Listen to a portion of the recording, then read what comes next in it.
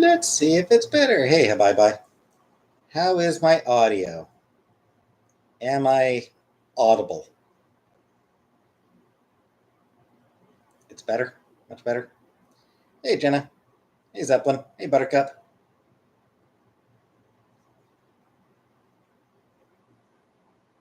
Hey, Tanya. Hey, Uncle Buck. Hey, Cat. Hey, Sar.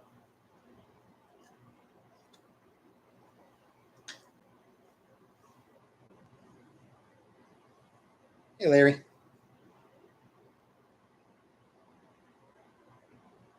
Say hi to all of us. Hey, Rara.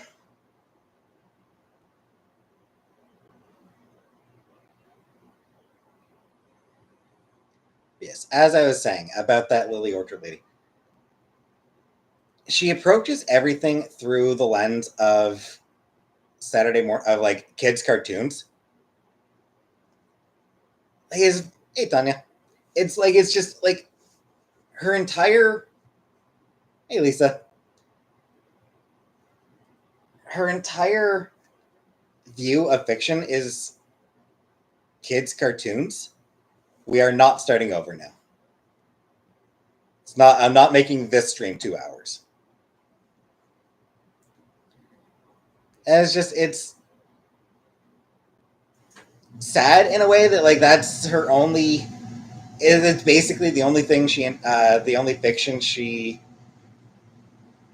really connects with. Saturday morning cartoons. I mean, shit. Like I'm watching Sailor Moon right now. I mean, not right now, not while I'm at my mom's, but once I get back home, I'll be resuming my watch of Sailor Moon, and then I'm gonna be watching My Little Pony, Friendship's Magic again. I'll be rewatching Friendship is Magic. Um, there's nothing wrong with kids' cartoons. Yeah, there's absolutely nothing wrong with watching kids' cartoons, but that should not.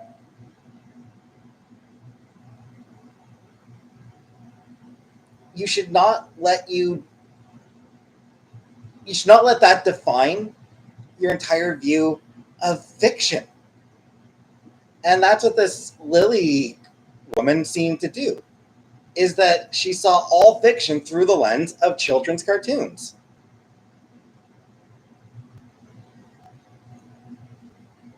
Friendship is Magic in particular, because that was sort of like show that she fell in love with. And that was like when she, I guess, like when she started her YouTube channel, that's what she was talking about. Was, I think was Friendship Magic or something like that. But like that was sort of like a big show for her. I'm like,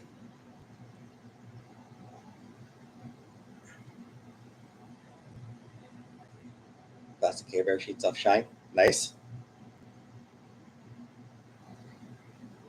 And like, I'm not even going to say that you should watch other stuff or consume other fiction. You should. You should consume other fiction. That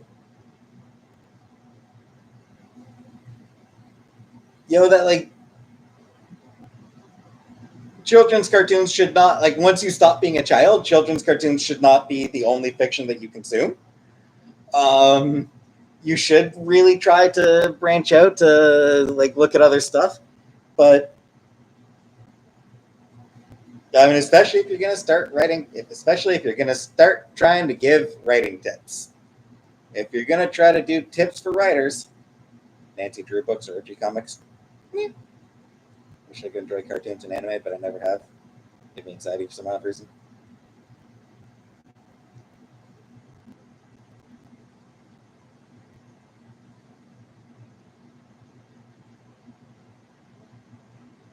But it's like, read some Jane Austen. Read Overwatch. I've never played it, but I am familiar with it.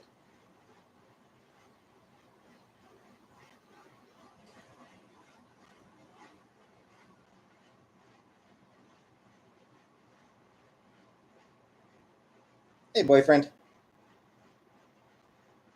Let's go. It's a one-bedroom boyfriend. It's a one-bedroom apartment. I like Gem. Best part cartoon. Do give Gem a rewatch. Ah, I struggle with 80s animation, to be honest. One bedroom plus kid. Yeah, but I mean it's not comfy. Hey, Jordan.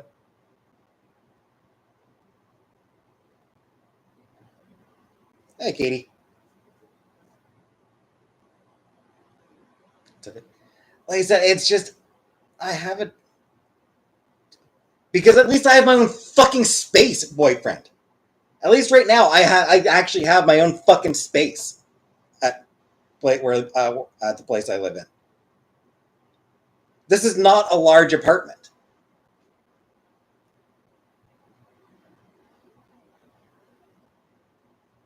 Big Jane Austen. I do like Jane Austen. Yeah, I mean, yeah, still cat sitting. And a lot of her writing about a lot of what she said was just demonstrably false. Like she said that low stakes is always better than big stakes. Friends is more popular than your favorite anime. And like Colleen Hoover. I've never read Colleen Hoover. What other writers do you like? Julie Dow I enjoy. Kieran Gillen I enjoy. There's a lot of comic book writers. There's a lot of comic book writers that I really like. Who's Danielle Steele? Why does Amberlyn buy all of her work to use store stuff? Oh, Danielle Steele puts out a lot of books. Hey, Bubble. The Brontes. I have read 2 Bronte books. I read Wuthering Heights in high school. Fucking hated it. And I think the statement that Friends more popular than anyone. Is it though? How popular is Friends in Japan? Beyond that, I mean, people still love Sailor Moon. Friends is huge in Europe, sure. But I mean, like, Sailor Moon is still beloved. Friends.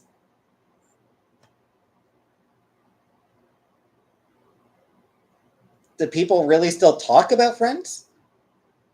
And beyond that, like, the argument that she was making is that low stakes is better than high stakes.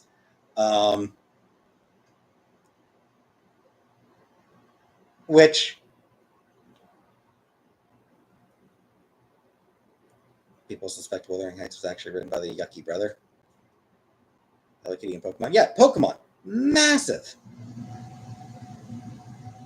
People on the internet certainly talk about Sailor Moon. Sailor Moon is still hugely, like, there's still a massive fandom for Sailor Moon. They're really a big Friends fan. I mean, like, people watched Friends and then fucking forgot and then fucking moved on from it. I liked Friends. I enjoyed Friends. I liked Friends. It was an okay show. It was an okay sitcom. And I never fucking talked about it with anybody. And I never wanted to talk about it with anybody. Like, I never had any desire to talk about Friends with anybody. Because who fucking cares? You know? Friends themed Polly Pocket set. Kids watch Friends and Thuman. Sorry, Truth Fairy. Sorry, Truth Fairy. It's just like, yeah, like the author you're talking about, I don't know them. Girlfriend's wedding vows. That's weird. Yeah, it's background stuff. It's Friends is inoffensive. Put it on to have something on. You don't talk about Friends, you quote Friends. Friends is something that you put on for the sake of having something on TV. That's what Friends is. It's something for this. It's just to have something on TV. More generic mass appeal. Yeah, And it was, in all honesty, it was a pretty mediocre show. I enjoyed it, but it was pretty mediocre. Um, Seinfeld. Yeah, Seinfeld was bigger. I hated Seinfeld. Hey, Zeliana, I hated Seinfeld. I like Seinfeld is the kind of show that it's the kind of story that I don't like where all the characters are awful. I do not enjoy that. I genuinely do not enjoy stories where every character is awful. It was absolutely a better show than Friends. Like unquestionably, it was a better made show. It's just a show that did something that I thoroughly dislike. Um, Never heard Pivot, but alright. But getting back to the point she's making, sure, the point she made was that she used Friends as an example. She used the example she used to prove her point was Friends is bigger than any anime. But what she was saying was low stakes is better than high stakes. First of all, there's a lot of anime that's low stakes. Second of all, the fuck do you mean low stakes is always better than high stakes? And she had made another point later on about I don't remember what was it. That slice of life. This is the fucking weirdest. This is one of the most demonstrably false things she could have possibly said. That slice of life. Let's quote a point from. Is this old YouTuber Lily Orchard who put together a Twitter thread of writing tips.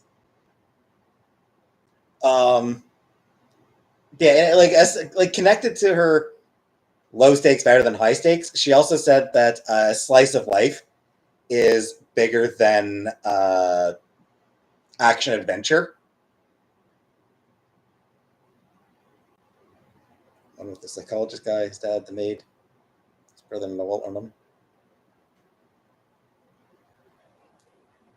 Frasier with Niall. Frasier, his brother Niles. I liked Frasier. He had an accent. It's not that he had an accent. It's that he had that sort of New England specific enunciation.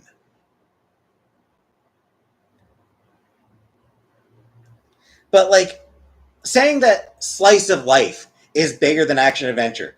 Sure, yeah. That's why the biggest movies ever are romantic. That's why romantic comedies are making billions of dollars, and superhero films nobody watches those. Biggest fucking movie, transatlantic accent. Yes, thank you, boyfriend. The transatlantic accent.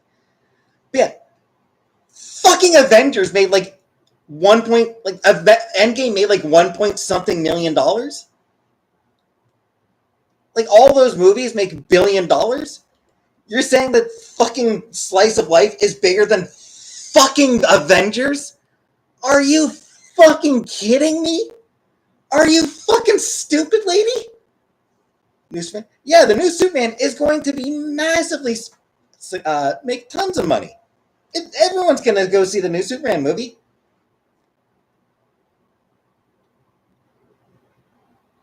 Name the last time that a romantic comedy. What was the last romantic comedy? Because name the last movie that was a slice of life type of film that was a box office hit. Barbie. Barbie wasn't slice of life. It was an adventure. Barbie was an adventure movie. Not the superhero stuff. Sure. And if you want to say these are the movies that these are the stories that I prefer. If you want to say I prefer slice of life movies, fine. I like a lot of slice of life stuff. I enjoy slice of life. I think a lot of those are really enjoyable stories. I like it. But to argue that they're more popular? No. Objectively, no. Henry Cavill. define slice of life. I mean, slice of life would be things like romantic comedies is sort of like the main thing that I can think of for like slice of life. Or Kiki's Delivery Service is a slice of life movie. While you were sleeping? Yeah, that is a slice of life. It's sort of like Challengers.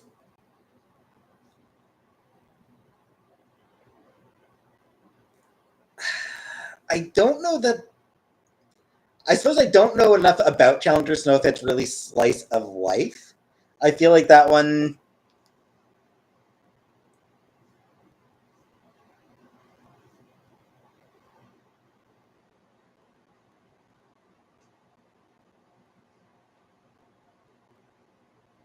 Yeah, romantic. But I mean, it's a sports film as well. Challenges is about tennis. Yeah, I mean, it's a sports. Hard to say if it qualify. But okay, so yeah, there are some that are arguably slice of life that are successful still. Absolutely, some do still get successful. How many of them make $1 billion fucking dollars?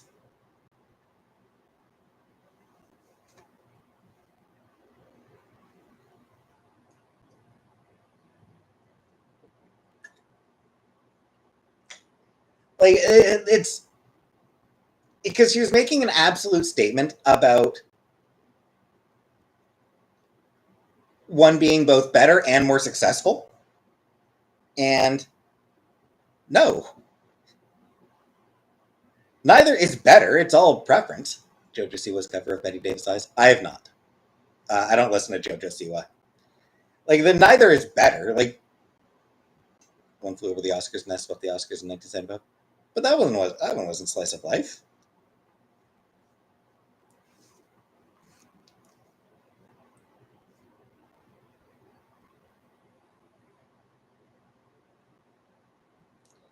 So yeah, slice of life is a depiction of mundane experiences in art and entertainment. So that's what slice of life is. It's mundane experiences. So that's why I bring up romantic comedies. They are very much slice of life. Friends is a slice of life show. Seinfeld was slice of life. One Flew Over the Dark Cuckoo's Nest is not slice of life. That is not a mundane experience. It was about a very specific, about a very specific, hey Jenny, very specific experience. Weren't you with that? No, no, not at all. Again, romantic comedies have plots.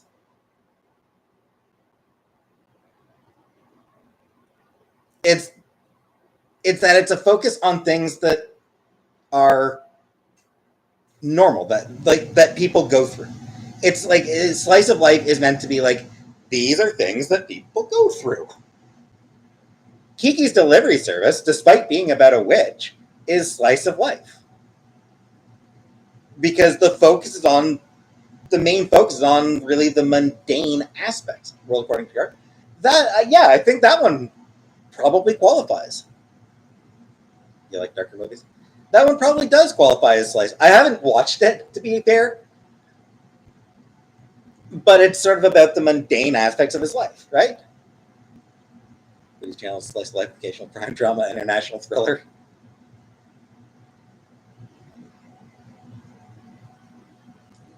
Yeah, like Kiki's Delivery Service. It is like the focus on sort of the mundane aspects of life, and it's stuff that is very easy to relate to. Stuff, getting a job, experiencing burnout.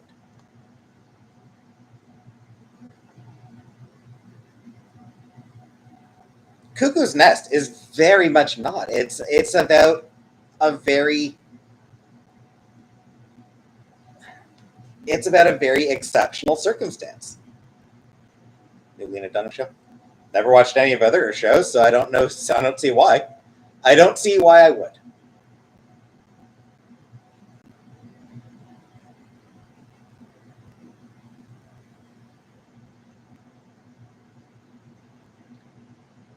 And yeah, it's just the idea that it's both better.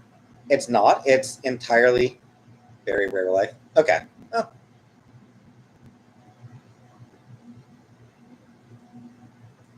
Like, slice of life is not better than adventure. They're different. Neither is better than the other. It comes down to, what stories that you enjoy. And shit, most people enjoy both, frankly. Most people enjoy both kinds of stories. But to say that slice of life is bigger than adventure, I don't like Harry Potter. Um, like, I've never read Harry Potter, never watched Harry Potter, want nothing to do with Harry Potter. Are you genuinely going to tell me that fucking anything ever has been bigger than fucking a Harry goddamn motherfucker Potter? Genuinely. You're gonna tell me that any fucking thing that you can name is bigger than Harry fucking Potter. Harry Potter might be shit. Harry Potter very well may be shit. But fucking Harry Potter, you're gonna tell me that there's literally any slice of life fiction that has been bigger than fucking Harry Potter? Which, that was an adventure story. Harry Potter is an adventure story, and it is the biggest fucking thing ever. And yeah, Star Wars, action adventure, fucking generational. Like, to say that slice of life is bigger, is more popular than action adventure, is just such a bogglingly stupid argument to make. It's just, I don't like.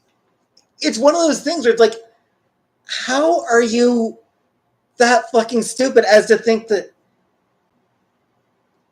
this is what I prefer, therefore it's more popular than anything else? No, that's not how it works.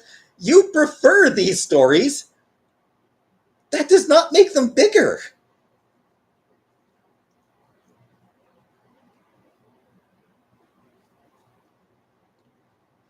It's not how it fucking works.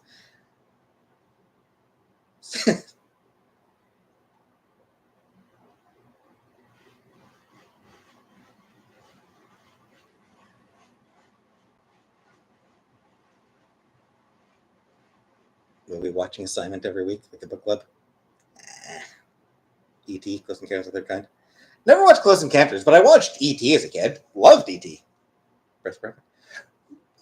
And that seems to be the problem with that one lady, is she lets her personal preference sort of define what a story should be. Like,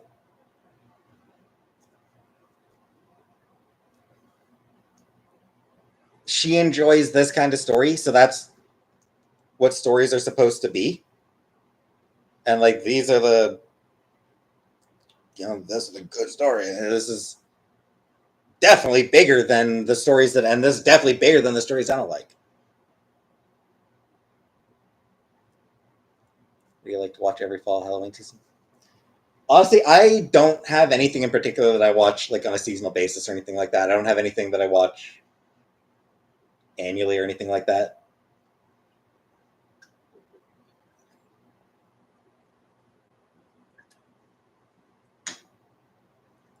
As a teenager, I did watch. I've never used a squat toilet.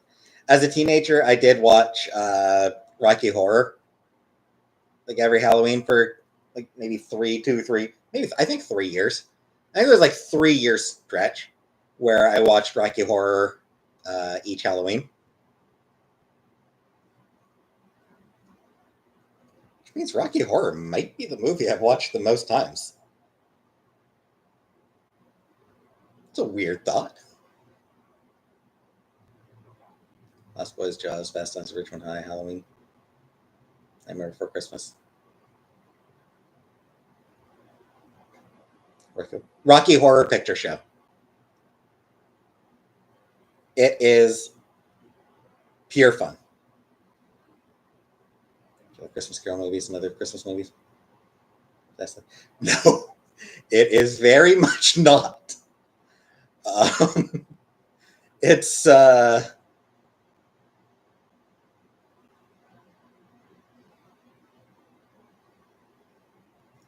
it's about a sweet transvestite from transsexual Transylvania.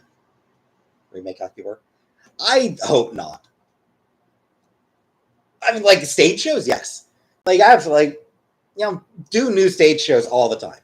It's still happening. Like there's still new stage shows being put on all the time. But for the movie, I hope they don't do a remake.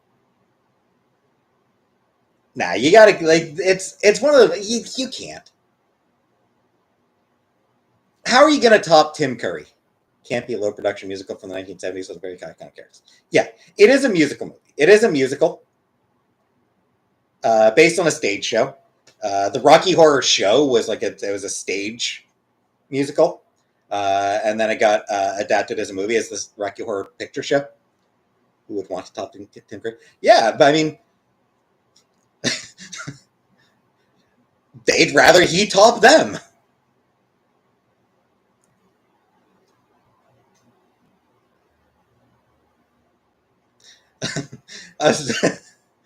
Who would want to talk? I know. I was catching on I think I did catch the joke. That's why I was saying they want him to top them. Meant an insane, non-existent accent. Yeah, it's it's one of those nobody's ever talked like that.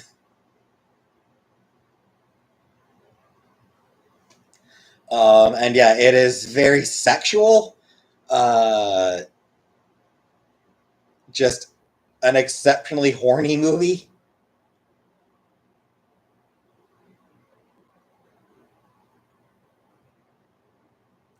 And so much fun. All the audience participation parts. And it's just really fun. Appropriate for Tim Curry to play a trans character. Well, he wasn't a trans character.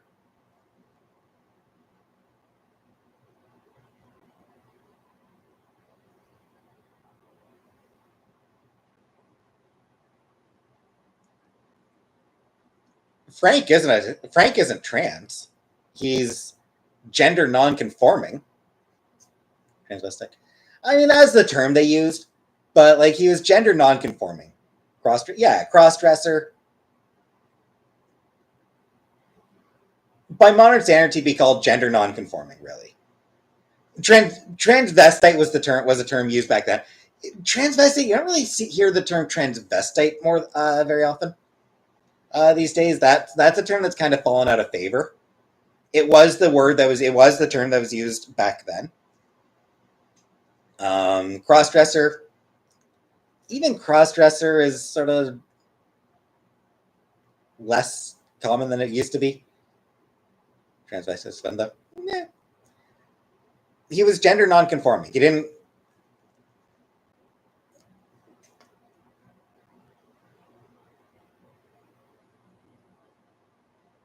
Yeah. Fishnets and high heels just look great. Yeah. Weir made a huge comeback of being a slur. Sure, I don't see that happening with transvestite because it is. But yeah, queer has been very thoroughly reclaimed. And that's something that's been going on really since the 80s. People start talking about queer literature in the 80s and things like that. I mean, it's not that it's a bad word. It's transcendent. Yes, there you go, Kat. He was gender transcending. It's not that it's a bad word. It's that it's fallen out of use. Other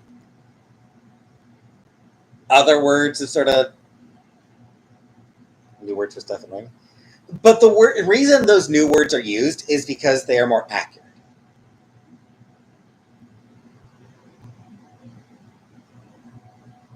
A lot of my friends on the drag scene call themselves professional crossdressers. Yeah, drag, that's cross-dressing. Unhoused, for example, versus homeless. I mean, you do see both words still. For that one, it's a dignity thing.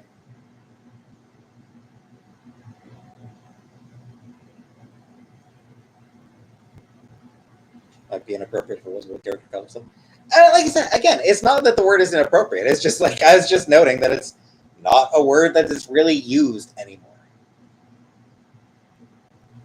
Some, still there are still some people who consider who describe themselves as transvestites and things like that. It's unalived and the S word. That is to get around censorship. Been homeless, neither similar to fair. Fair, and I don't think there's really much of a debate around unhoused versus homeless. Like, I don't think there's that many people who get upset if you say homeless to Tim Kurita. I'm not sure. Unalived and the S word, and those came about because of trying to get around censorship rules for monetization.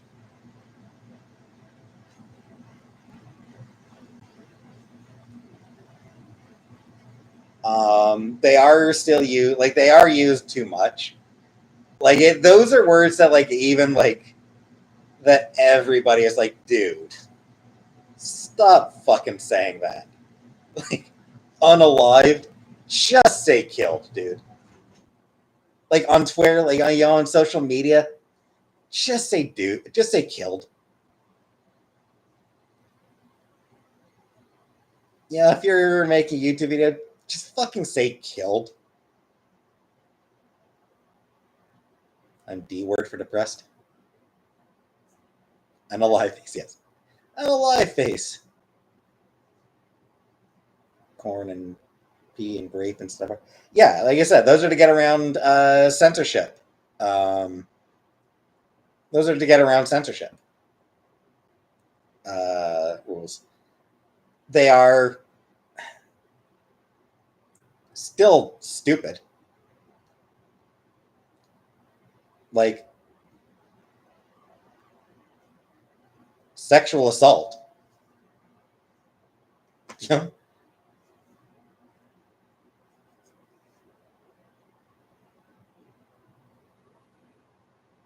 Yeah, if you want to talk about porn, I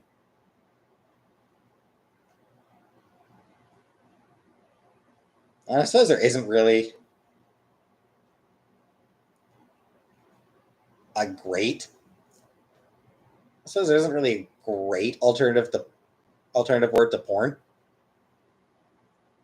Erotica. People do baby these days. Yeah, and that has definitely been being a problem. Yes, yeah, if you can't say if you genuinely can't say porn because filters will catch it, censorship filters will catch it. Spicy content, sure, why not? SA is fine. I'm fine with SA because it's short.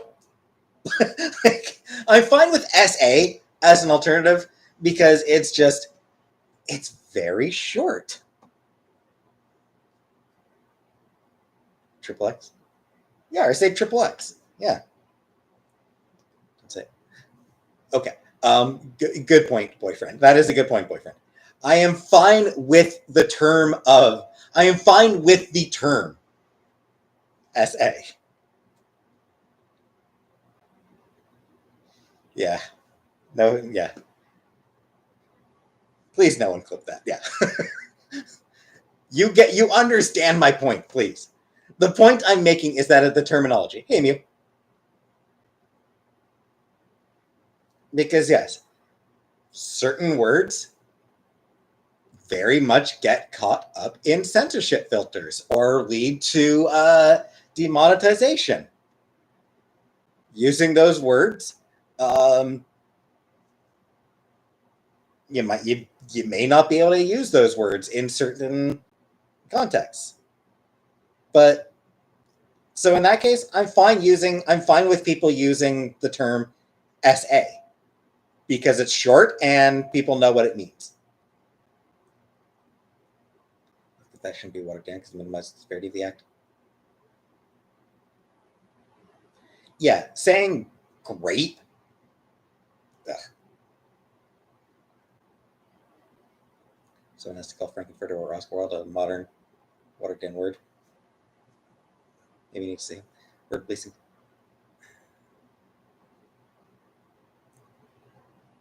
Well, I mean, there are valid contexts for word policing.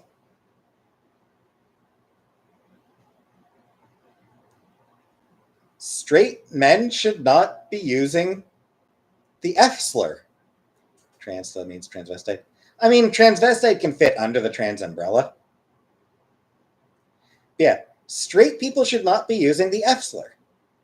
That's word policing. Like, that actually is word policing.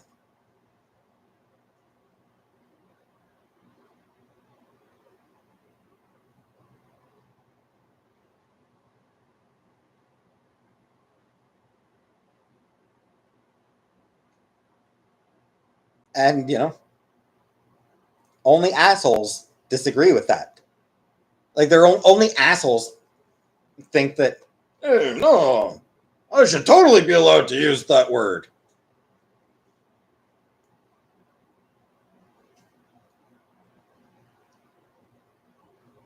Gay men can take it, and often do.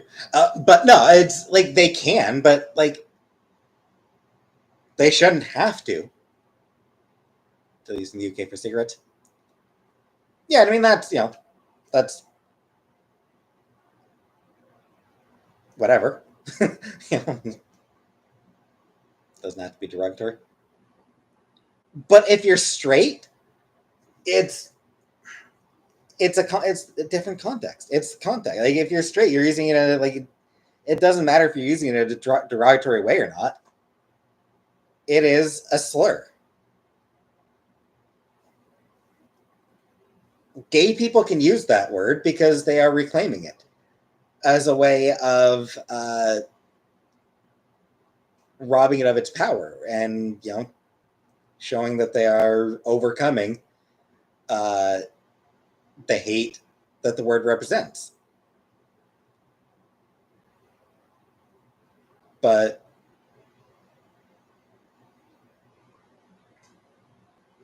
hey, Violet, a straight person doesn't have that context in which they're using it. It's why white people can't say the N-word.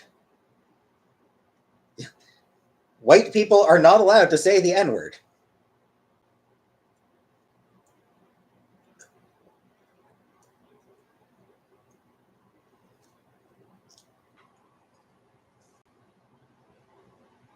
With two exceptions.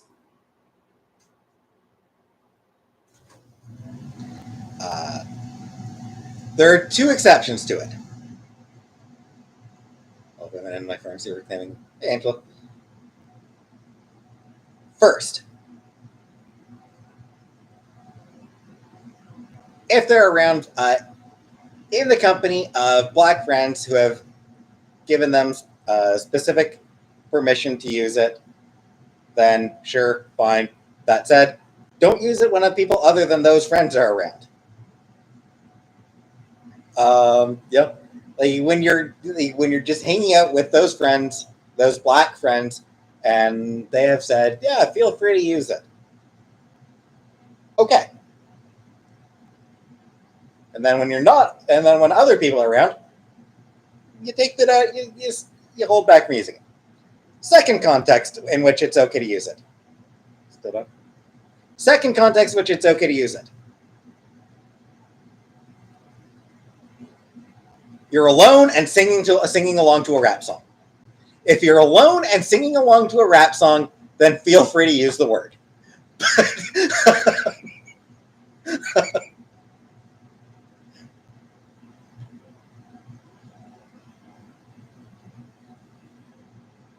But other than that, other than those two contexts,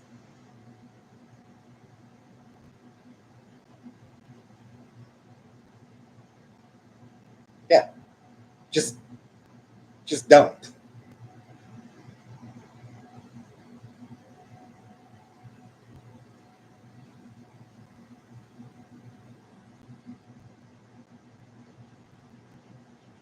It goes with the slurs offensive. But it is. It is offensive.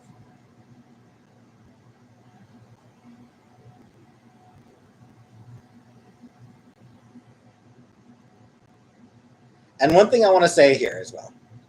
There are people who complain about queer as a slur. So is gay. Gay was used as a slur for a long time. Still is. Gay is still used as a slur. When I was a kid, gay was used as an insult.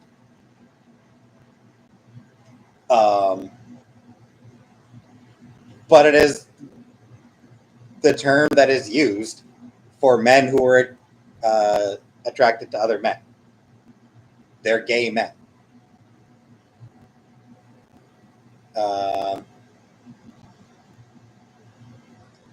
And hey, Brandon, queer is used in academic terms. Like, queer is a term used in academic circles as well, and has been since, like I said, for a long time. Queer literature has been a thing that has existed longer than I have.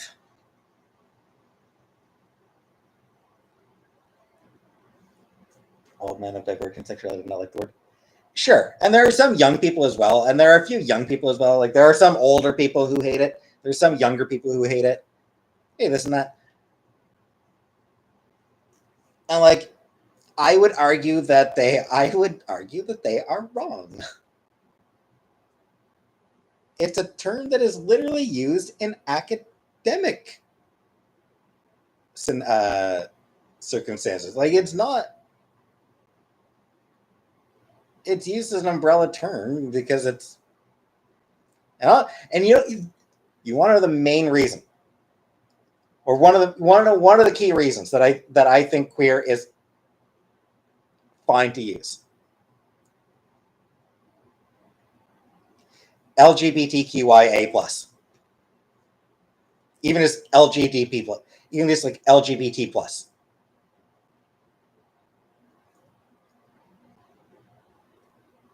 That's a lot of syllables. That is so many syllables. Queer is one goddamn syllable. Let us use the one syllable word. Let us use the quick one syllable word instead of needing to say LGBTQIA plus.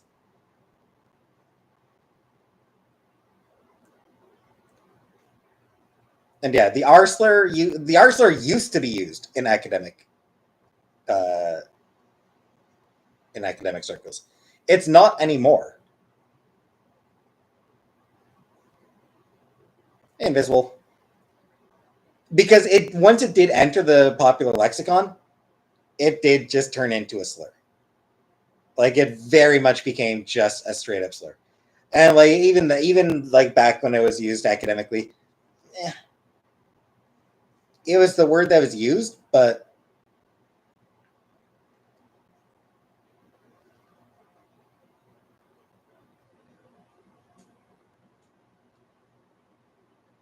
learning disability, mental disability is just not that many. Hey, Zach, not that many more syllables.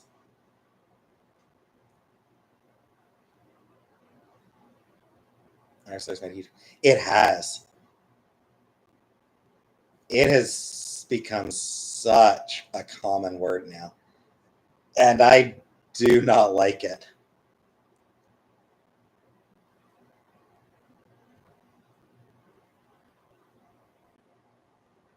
Used by saying mental retardation. Yeah, retardation. Yeah, I mean, like, that sort of like is like developmental delay, and yeah, like retardation. It was used in the sense of retarded development, like just in the sense of retardation being delays. Yeah, like It's like it's a word that actually does mean things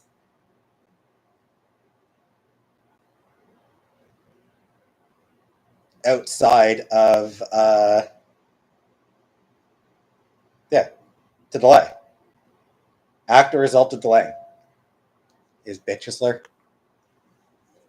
I mean, it can be. It's also just kind of a good word.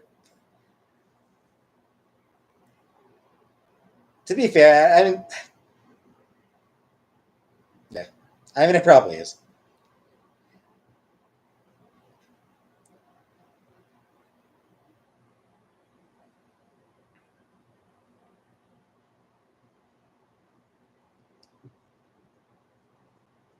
But yeah, to retard something is to delay it. Like that's like it's a real word,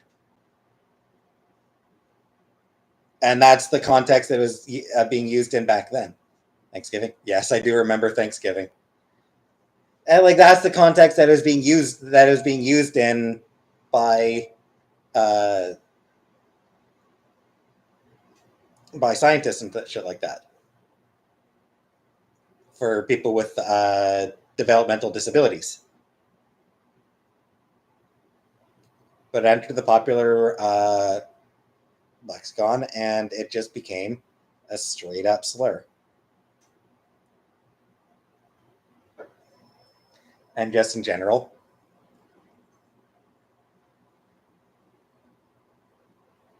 developmental disabilities is just a more accurate description of what it actually is.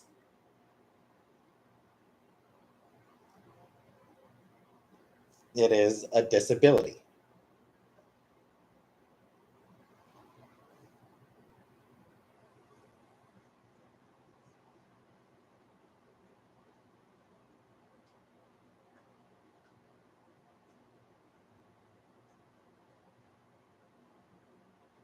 $55 jiggles now.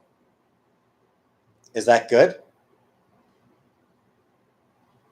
Calling names wrong? Yeah. Oh, jiggies. You have 55 jiggies now. Is that good?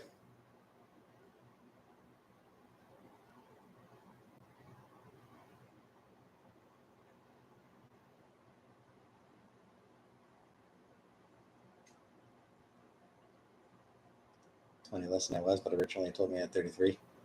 Set a later point with capture and had 44. Good, good.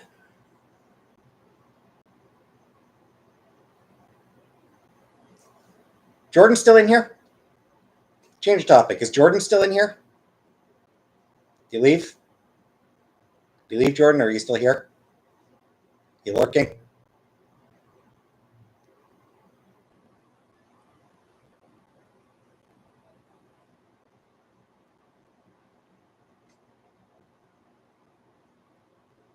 I'm guessing Jordan is not here right now.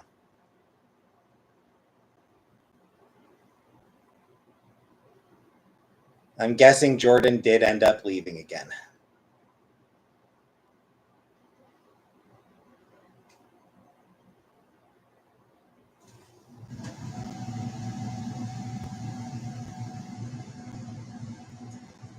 A shame, as I was about to tape up the box in front of her. Jordan, come back. Come back, Jordan. I'm gonna tape up the box with the jacket in it.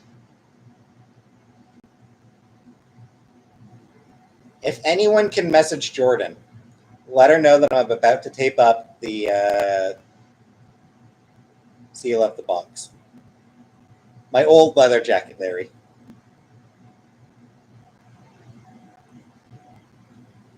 Jordan asked me to send her my old leather jacket, and since she was the first to ask,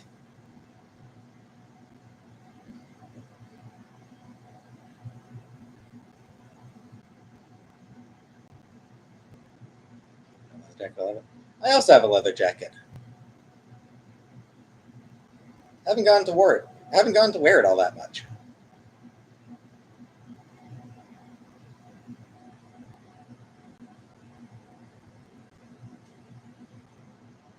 It's only been 7 months yet. Yeah, because I got the new one back for Christmas. So yeah.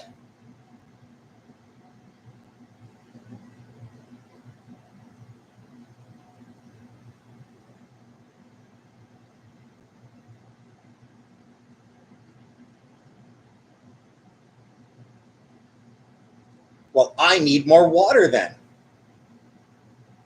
What else? I am not sending. I am not mailing the Afghan, Angela.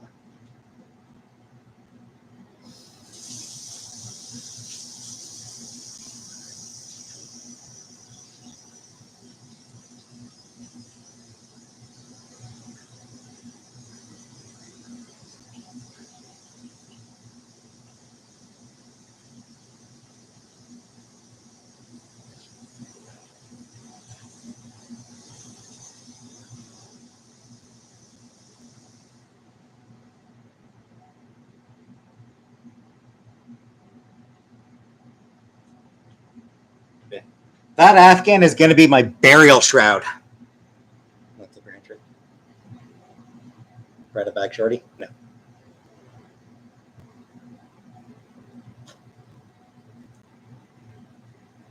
Yeah, this Afghan's going to be my burial shroud. Damn it.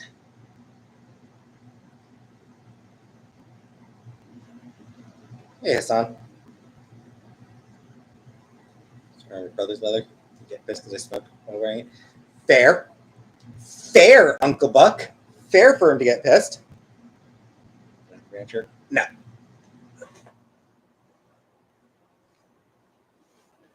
All right. I'm just going to grab the box real quick.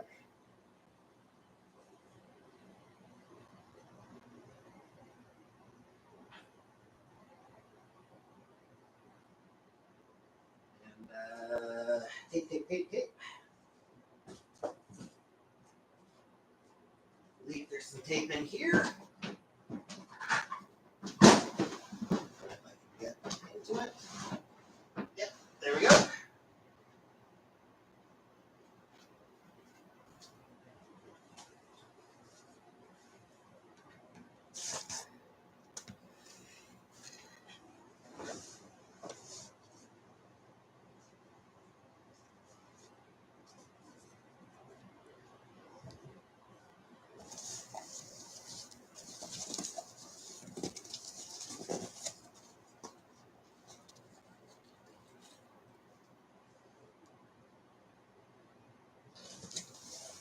There's the jacket.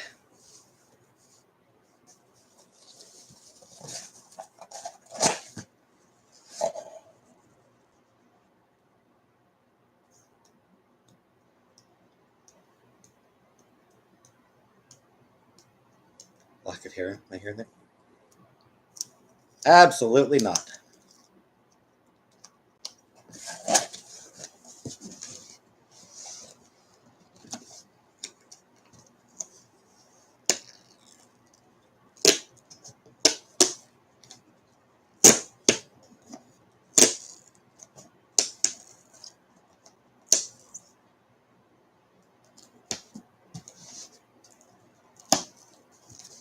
In Garfield. Oh, right, normal. Yeah. That was actually perfect.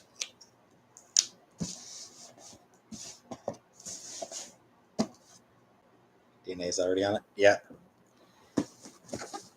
It is now taped shut.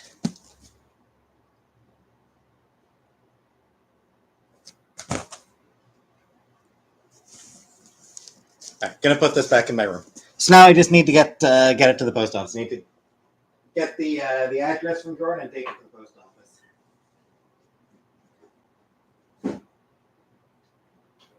Hey, Kingsley.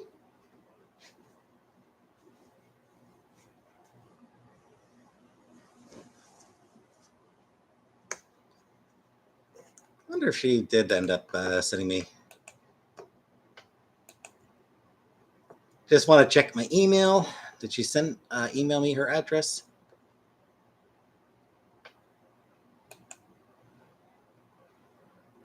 Don't see it.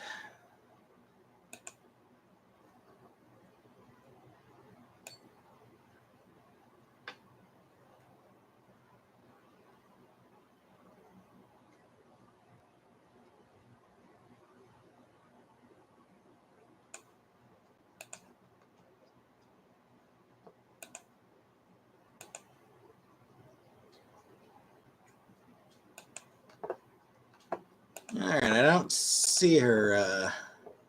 Don't see an email from her. So yeah, I will. I do still need to. I do still need her to send me. Let me know where I'm sending it to. So that's once I get that from her, I can do it.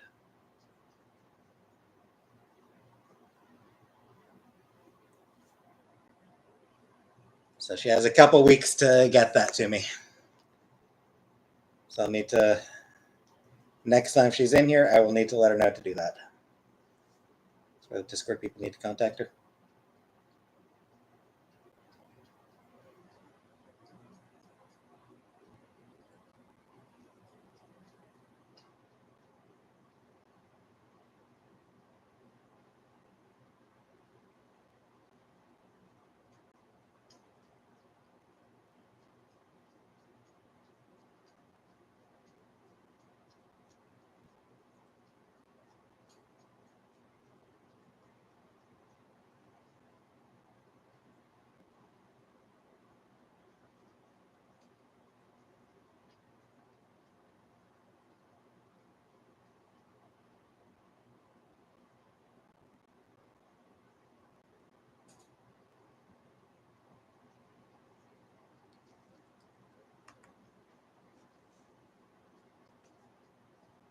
Anyway.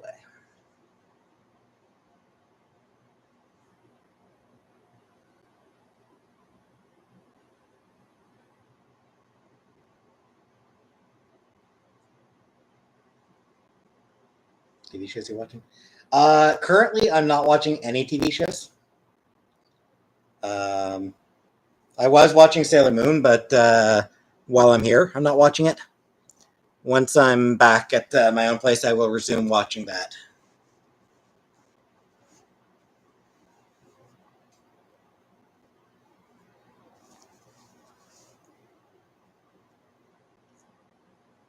I did watch an interesting YouTube video a couple days ago.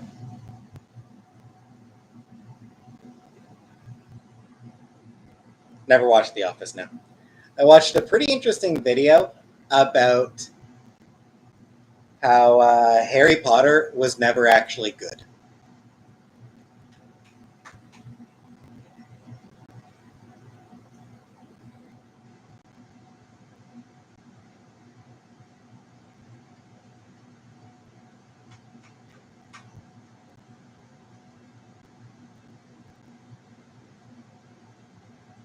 Which I'm sure Buttercup is.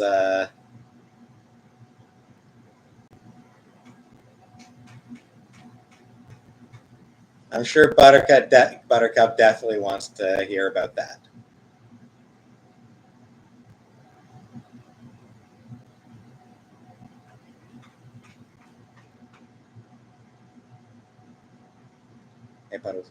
That Harry Potter was never actually good. Books, especially. Yeah. There's a video positing that the Harry Potter novels weren't actually all that good.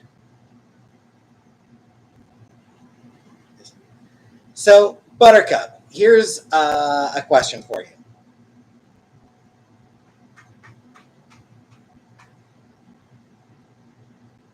How did the characters change between the start of the series and the end? Good as in true. Good as in like well written. Like it's like he was putting forth the idea that the Harry Potter books were not actually particularly well written books. So yeah, how did the characters change over the course of the novels? About 1 foot. Yeah, yeah. They went from like being 11 to being 18. Oh, like he definitely doesn't like J.K. Rowling for sure, but he actually grew up on the books. He talked about like he was somebody who did love those books when he was younger, and he was trying to come at it objectively. He wasn't talking about who Rowling is now. He was talking about like just trying to come at it from like a literary perspective. So, how did the characters change?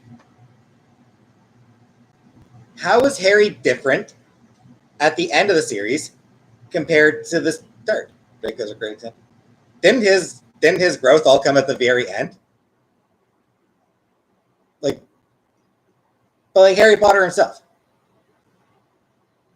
Compare Harry Potter at the start, compare Harry Potter at the end. What was his arc?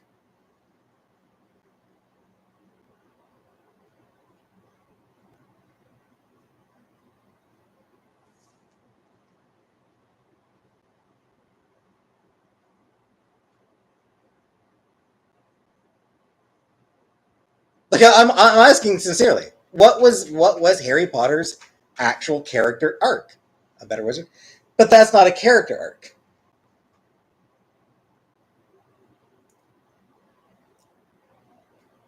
Learning how to cast new spells is not a character arc. So what did he learn as a person?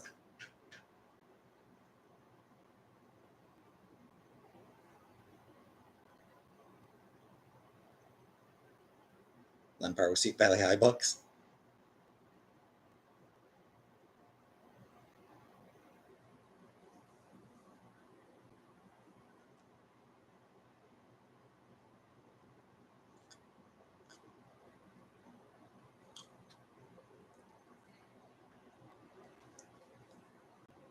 Moaning Myrtle.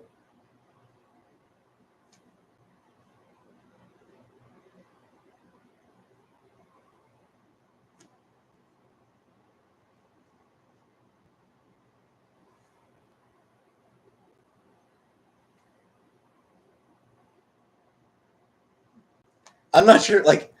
I'm not sure if Buttercup is like writing a very long comment, or if she's genuinely trying to think. If she's genuinely trying to think of what Harry's arc is. It was all about dealing with overcoming this burden placed on him at birth, growing, finding friendship, love, and family that he never knew existed because of his upbringing.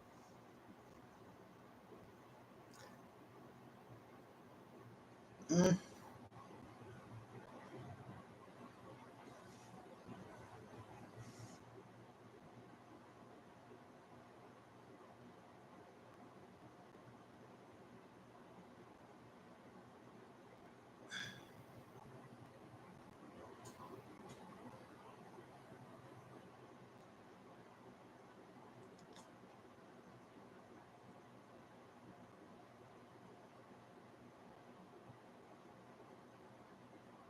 Gotta read the books. Get these things. So here's another question then. How does magic work?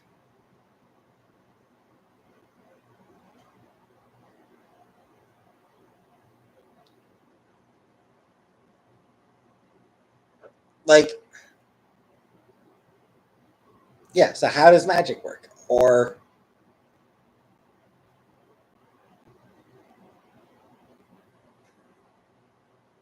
like you talk about Draco? No.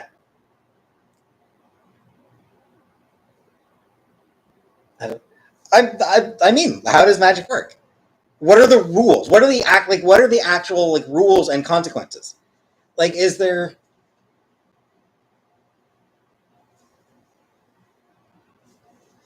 like aside from just like saying the word properly, Leviosa. Like aside from just like saying the word properly and like waving the wand correctly, is there any?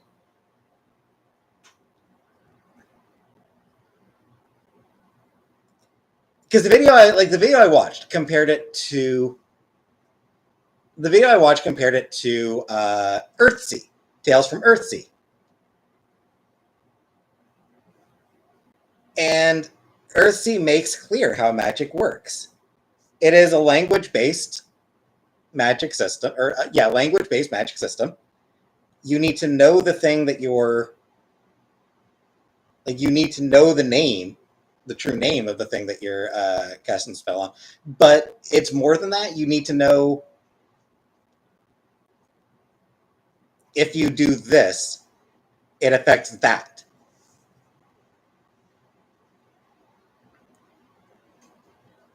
Entire ministry of that. But is it ever actually explored, Buttercup? Like, does it ever actually get explored how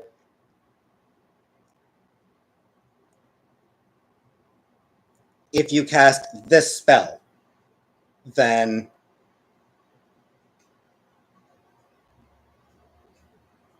you need to be aware of that unintended effect, and like you knowing you know when not to use a spell, and like like I said, it's something that Tales from Mercy goes into very in depth. Like it is very thorough about how things work. You can't just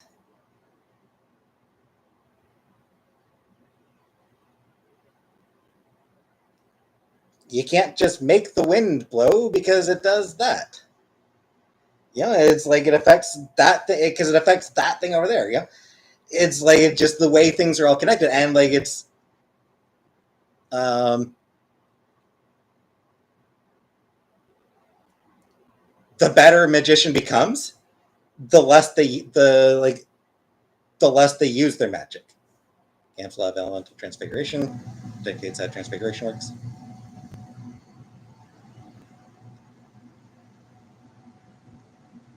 Can't make food out of thin air, for example. Well, I mean that's fucking basic. Like that's like a basic thing.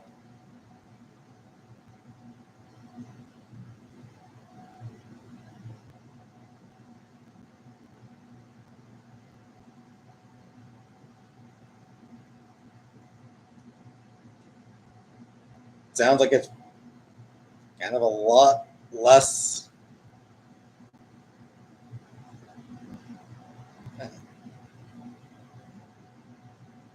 A world that I can't really explain if you don't read the books or know anything about the series.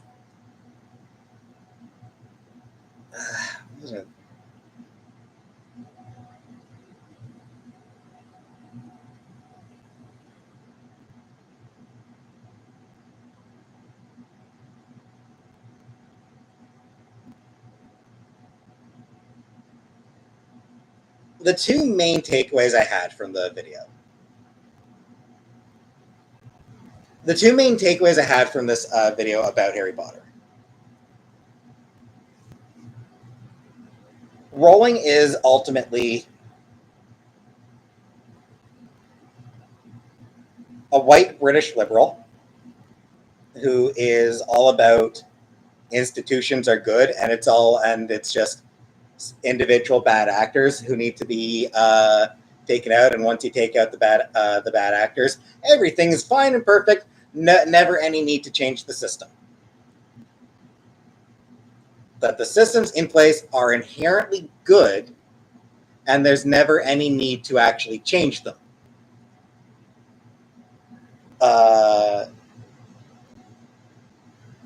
It's very much the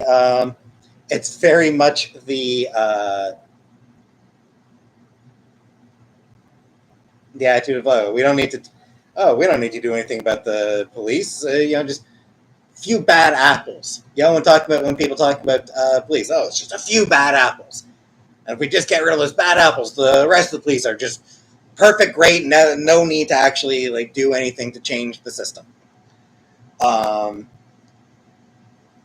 She's got that sort of mindset where nothing needs to change. It's just about taking out specific bad actors. The second takeaway I had.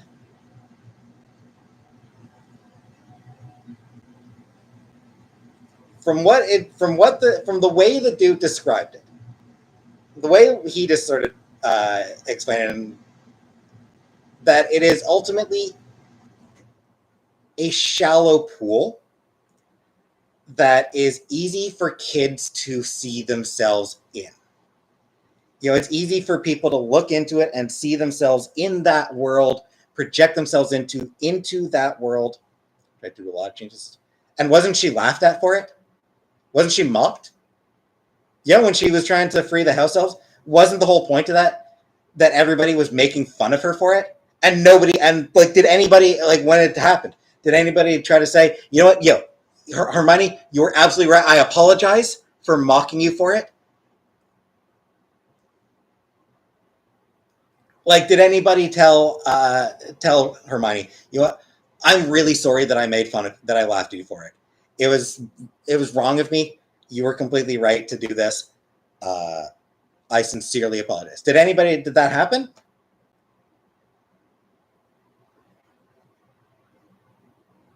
Like, did even her friends say, you know, I'm totally behind you on this? Even her friend, did they say, I'm completely behind you on this?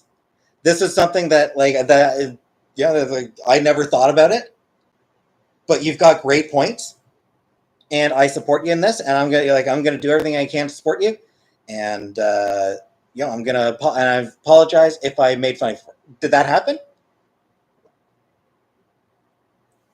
We're right about a lot of house elf related things later in the series. But I mean, even that shit, I suspect, I'll be honest, I suspect that shit was probably something that Rowling threw in because people were pointing out, hey, you've got a fucking slave cast in there, Joanne.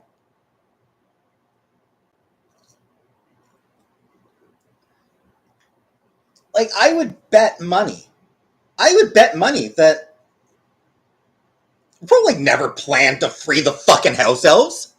Rowling never had any fucking intentions of that. Rowling never saw anything wrong with the house elves. It was when other people were pointing out to her, hey, you know, these people really feel like fucking slave cast. These people feel like a goddamn slave cast, Joanne. And she was like, oh, well, I don't want that. I don't want that. Then it was just same as when she removed the time turners. The time turners were a potential plot hole, so she just fuck them then. Yeah, she just sort of dropped them. You know, things that like seemed kind of bad. Things that just seemed kind of bad. She removed because she never really considered, because she's not actually that good a writer. So she never really considered how these things worked. She never really considered the undertones of the house elves. You know, like, she never really considered how the house elves would look to other people. It's the same reason she named the black character fucking Shacklebolt. Yo, putting shackle in the name of the fucking black character. She didn't think about how that would appear to people. She didn't think, hey, you know, that seems weird. Because she's not fucking good enough for that, to do that. Or Cho Chang? Cho Chang is a name she pulled straight out of her ass. Because she's not that good. She's not actually that good a writer. There's black teacher, I believe, wasn't it? It was a teacher, wasn't it? Talked about this. No, I can't. Why would I be? But like I said, the impression I get is that the Harry Potter books are shallow pools. Easy for people to see themselves in, to project themselves into that world.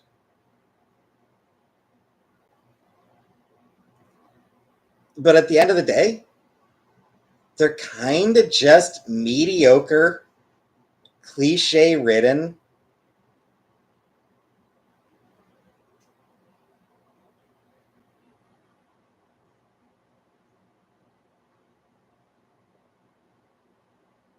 not not actually all that well-written books. Chang is a popular Chinese surname. I mean, isn't. But Cho? Like, it was just like,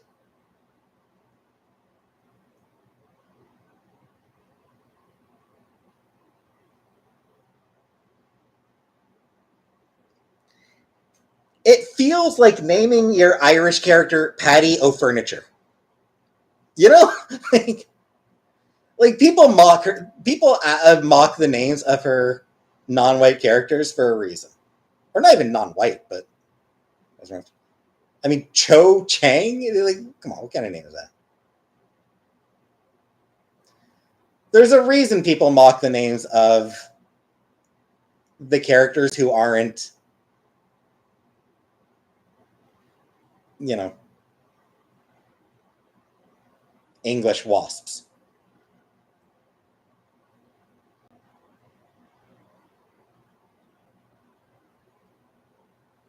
Matthew enjoyed them when the books came out. I was in 5th grade. An Asian name. Is it though? Like, is it like it's a? It's very much a. This sounds Asian.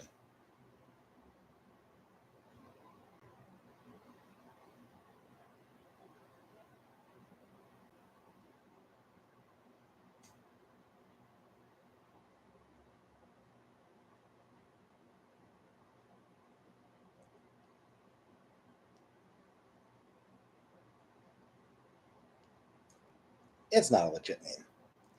There's a reason that that it's been mocked so much by, and like for a long time. People were mocking the name Cho Chang well before she became a TERF.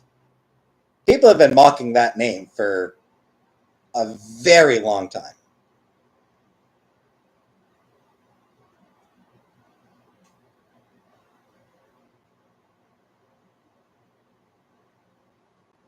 As being a name that a white person would come up with for a Chinese character. His name sounds like a bunch of cussing. An Ding Dang Vu. Chang Chin Chung are very coming. Yeah, but I mean Cho Chang. It's just like it's.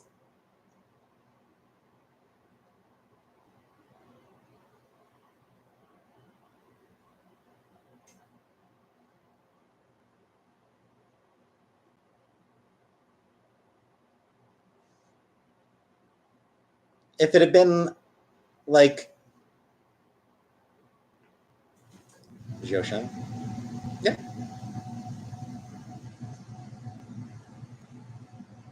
And if it had been Zhou Chang, like if the character had been named Zhou Chang, probably wouldn't have gotten mocked much. You know, if there's ZH, if there's ZHOU, people probably wouldn't have minded.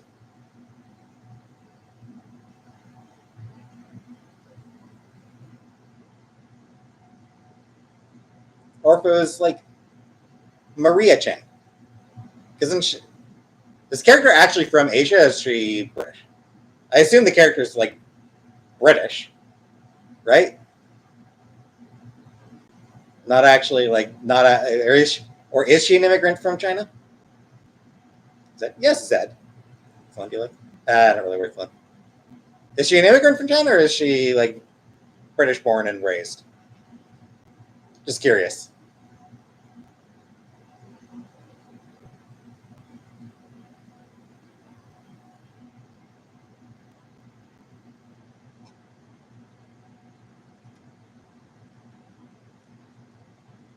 She is British.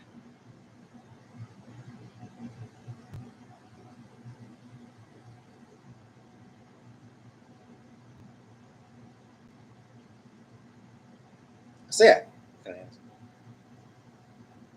Well, no, I was saying like ZHOU and like the spelling, that spelling.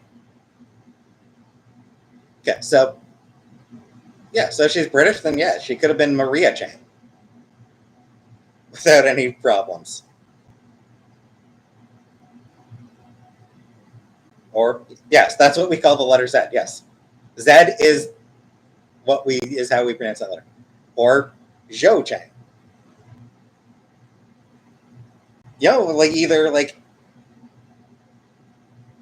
because Cho Chang does not actually sound authentic. That does not sound like that does not actually sound like an authentically Chinese name. Zhou Chang does sound authentically Chinese. So if she'd gone with that, sure. And with the character being British, it's not uncommon for uh, for immigrant parents to give their kids an anglicized, an Anglican name. So Maria Chang also would have worked. I know how you say it, Larry, but I'm Canadian. I'm going to pronounce it Zed. I will always pronounce it. I call him, like, I talk about Dragon Ball Z. You know, like, it's 10 Johns in our family. John, Johnny, John. It's insane. Yeah. But am I? Because, I mean, it's emblematic of her being shallow.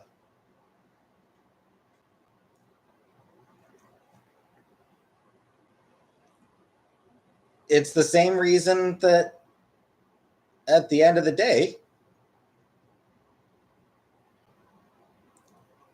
Harry's like Rowling. It's Rowling is shallow. Should white people write characters they won't understand? They should do the research. They should do the research on characters from backgrounds they don't understand. And I don't think that she really does that. And even now, I honestly don't believe that that's something that she really spends much time doing. I don't believe that she's someone who spends a lot of time on research.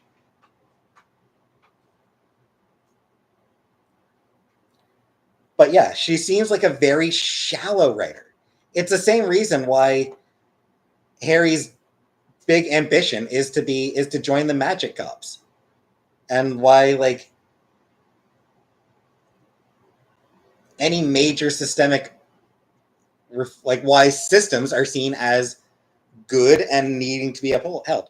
Shit, it's why she fucking made a book about a fucking boarding school. Like, British boarding schools.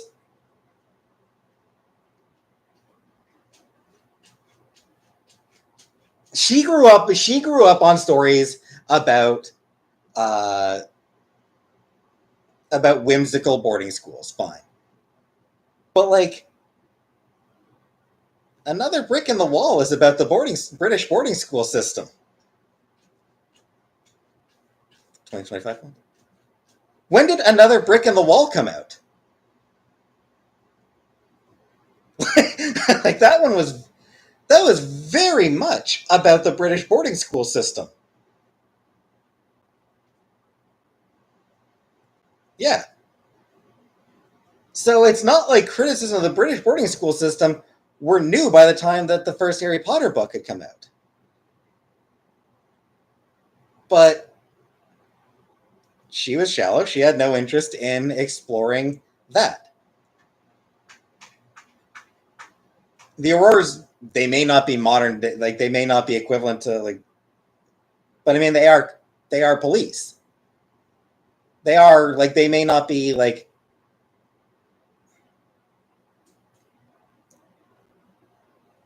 they may not even really be an allegory for it, but it's what they are. They're a police force.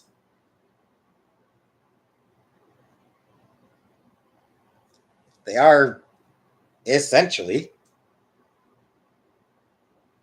enforcers of they are people who enforce the laws of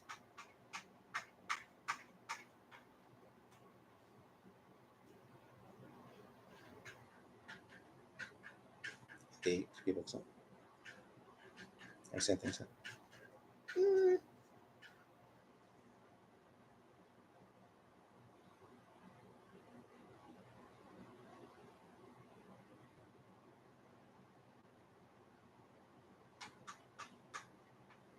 Girls get all the weird names.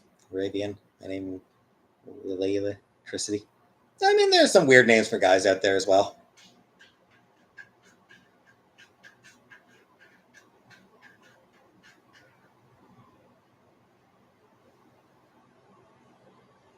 But like, house elves notwithstanding,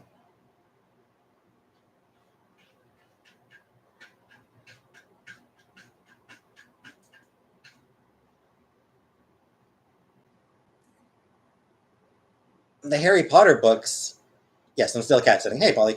The Harry Potter books still see so the highest goal as joining the existing systems in place. There's no real analysis of whether those systems are good or not. And I mean, it's just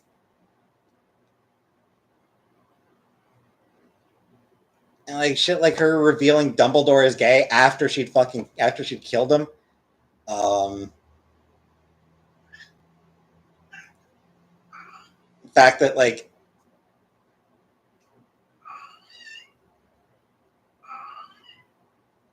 you know, Jewish character was introduced in a fucking Twitter response.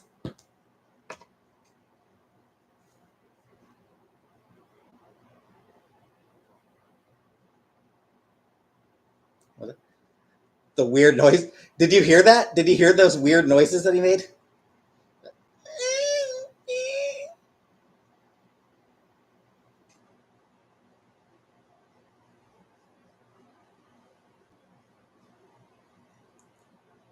Like Rowling's politics have always sucked. Like her politics have always been white feminist or like white British person. Like it's like she's always had like really reductive politics.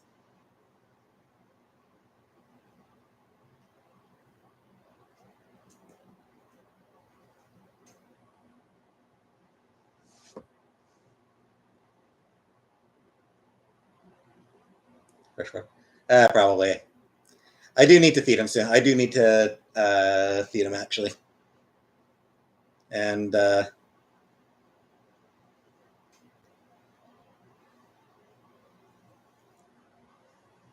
yeah, like I said, the sort of my main takeaway from it is that the Potter books ultimately are shallow.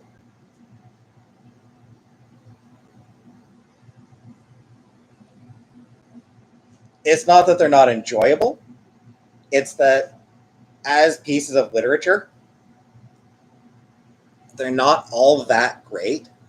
And also, people need to read other fucking books.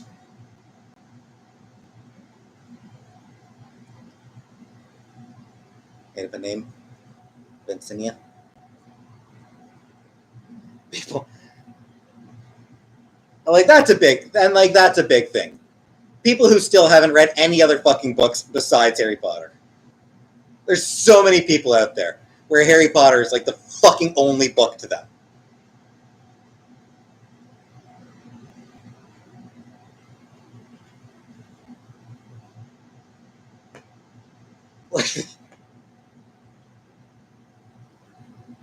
Like read goddamn Earthsea. Read Ursula Le Guin.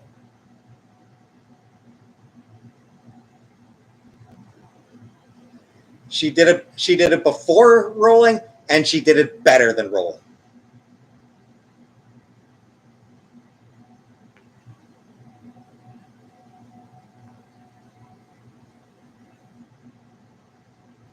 Maybe it's their Sailor Moon. And for people who sort of like, I'd encourage people to watch another show as well. I'd absolutely encourage people watch another show. Decades later, George R. R. Martin gave us this thing. Cute. I start telling you how bad Sailor Moon is despite never watching it. Yeah.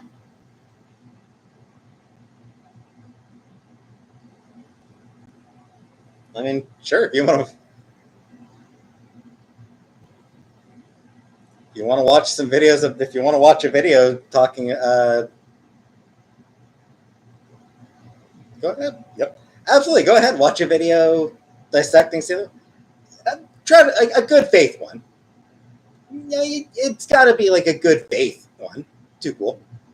I hate Too Cool. Yeah, it's got to be a good faith video about Sailor Moon, because I mean there are some absolutely bad faith takes on it from people who like. Yeah, I mean if you want to watch video, by all means, watch a video by somebody who has watched the entirety of Sailor Moon and read the entirety of the manga. You know, someone who did love Sailor Moon, because that's the thing. Watch a video by somebody who used to love Sailor Moon and who has since just sort of come around and is analyzing and is like, you know, well, is it actually as good as we think? By all means, Buttercup.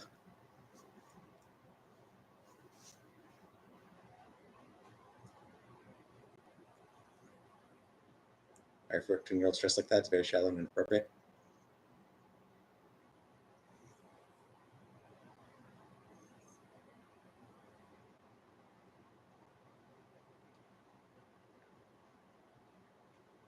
Because it's cute. they're dressed like that because it's cute, and they were created by a woman who thought that those outfits looked cute. Like, really, that's what it comes down to. Naka Takuchi just thought the outfits looked cute.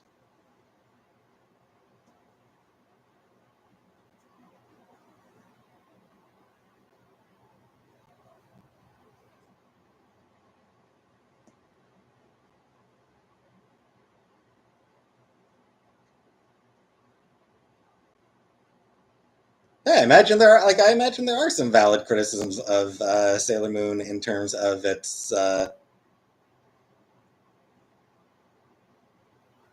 maybe she thought the name show was cute. Nah, she was just, like I said, I feel like Rowling is just an exceptionally shallow writer. Because her politics have struck me as being deeply shallow.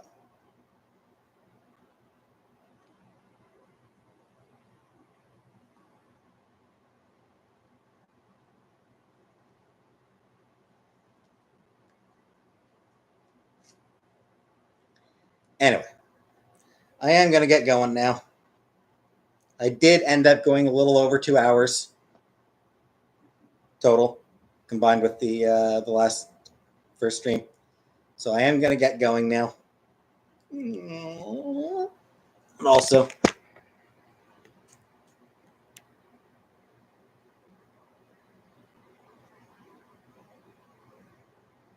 look at your breathe. Didn't know we're about to take a look. No, all I knew is that they were super popular, and I was a indie hipster douchebag. I was a contrarian dick. That was all I knew about Harry Potter, was they're mega popular, and I'm needlessly contrarian. Anyway, good night, everybody.